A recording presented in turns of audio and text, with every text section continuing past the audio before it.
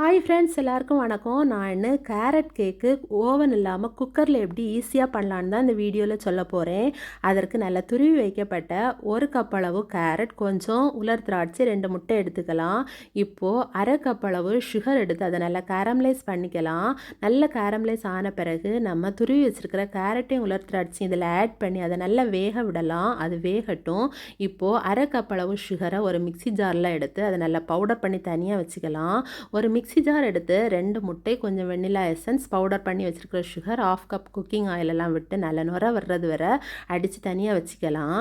இப்போது 1 கப் அளவு ஓல் பர்பஸ் மாவு எடுத்து அது கூட கொஞ்சம் பேக்கிங் சோடா, கொஞ்சம் பேக்கிங் பவுடர் ஆட் பண்ணி அதை ஒரு அரிப்பில் நல்லா அரித்து தனியாக வச்சுக்கலாம். இப்போது அந்த கரமலைஸ் பண்ணி வச்சுருக்கிறது கூட இந்த மாவை ஆட் பண்ணி நல்லா பேட்டர் ரெடி பண்ணலாம். Batter ready. இப்போது ஒரு குக்கர் எடுத்து பட்டர் நல்லா தடவி பட்டர் பேப்பர் கீழே போட்டு அந்த பேட்டரை மேலே ஈவனாக ஆட் பண்ணி அதுக்கு மேலே கேஷ்யூ போட்டு ஒரு குக்கர் மூடி போட்டு விசிலை ரிமூவ் பண்ணி 45 to 50 மினிட்ஸு மீடியம் ஃப்ளேமில் போட்டு வேக வச்சு எடுத்திங்கன்னா சுவையான கேரட் கேக்